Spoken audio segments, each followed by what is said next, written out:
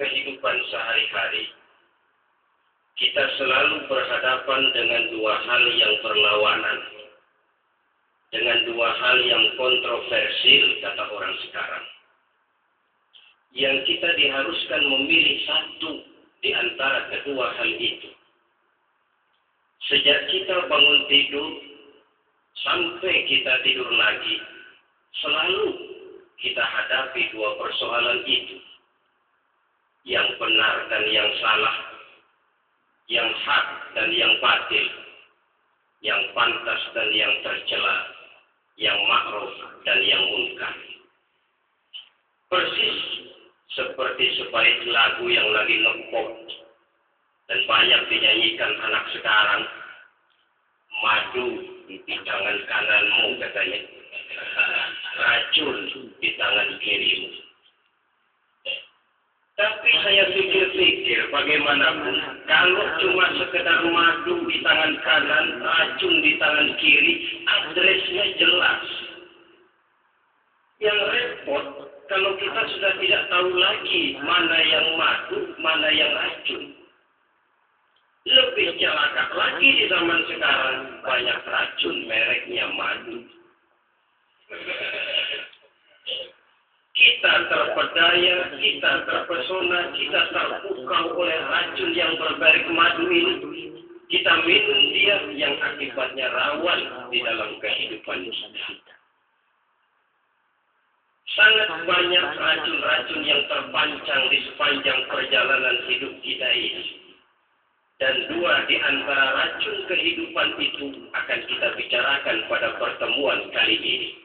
Yakni arak dan judi, minuman keras dan judi.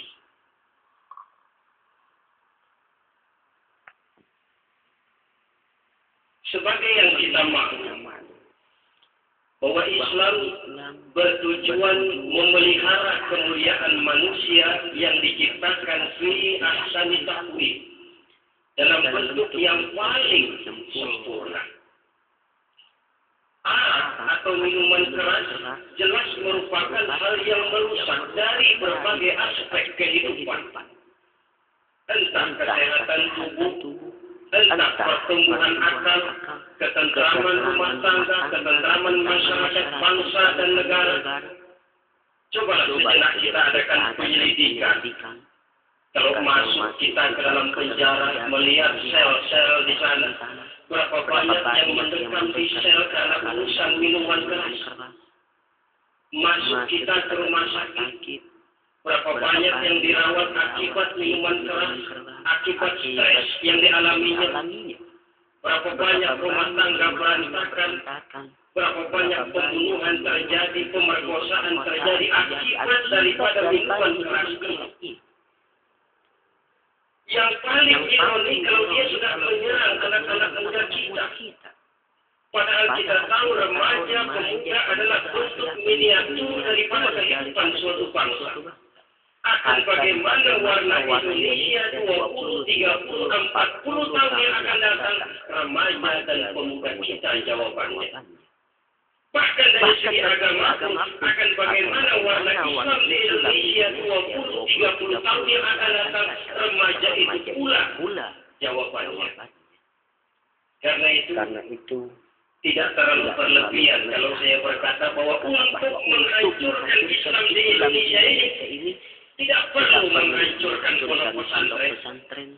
Tidak perlu menutup masjid, melarang pengajian, menyegel musola. Tidak perlu.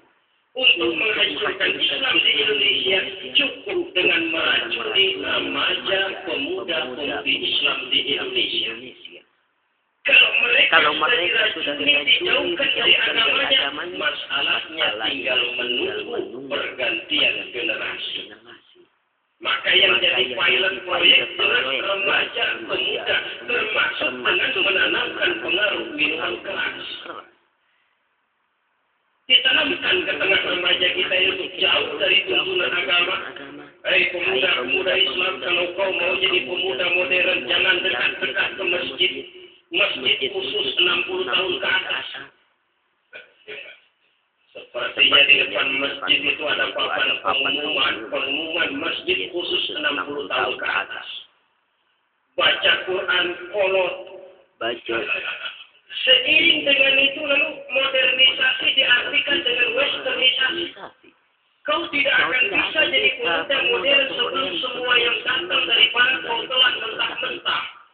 Kau harus bisa bergaul seperti orang barat, berumah tangga macam orang barat, makan minum seperti orang barat. Kalau nyanyi lagu barat yang orang lain tidak ngerti, kamu juga nggak tahu.